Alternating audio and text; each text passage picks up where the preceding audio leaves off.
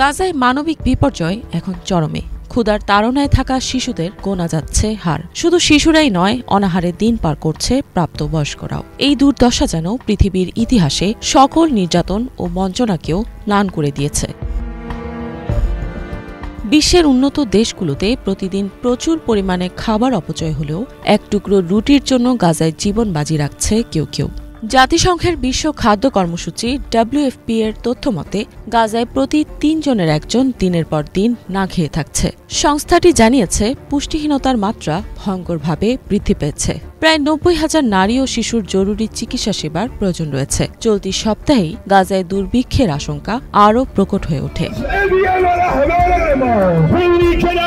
এদিকে ক্ষুধা ও নিপীড়নের বিরুদ্ধে দেশে দেশে বিক্ষোভ হয়েছে। শুক্রবার ২৫ জুলাই জুমার নামাজের পর ইরানের রাজধানী তেহরানের রাস্তায় ফিলিস্তিনিদের সমর্থনে মিছিল করে ইরানিরা। তারা ফিলিস্তিনের পতাকা উঁচিয়ে ইসরায়েল ও যুক্তরাষ্ট্রের বিরুদ্ধে স্লোগান দেয়।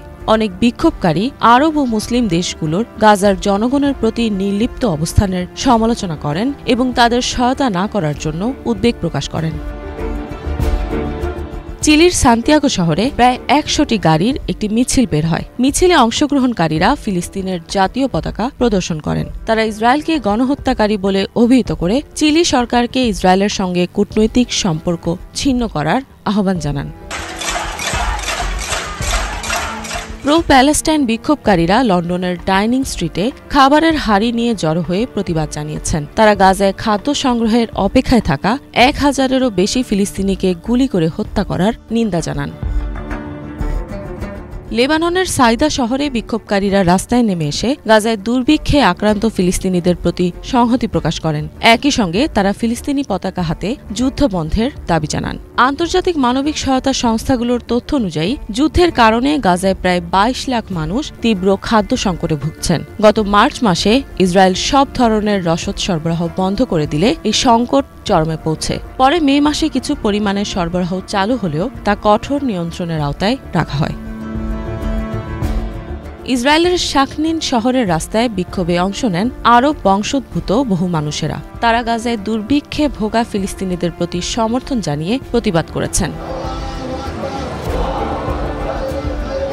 সোমালিয়ার রাজধানী মোগাদিসুতে গাজায় চলমান মানবিক সংকটের প্রতিবাদ ও গাজার মানুষের প্রতি সংহতি প্রকাশ করতে শতাধিক মানুষ রাস্তায় নেমে বিক্ষোভে অংশ নেন।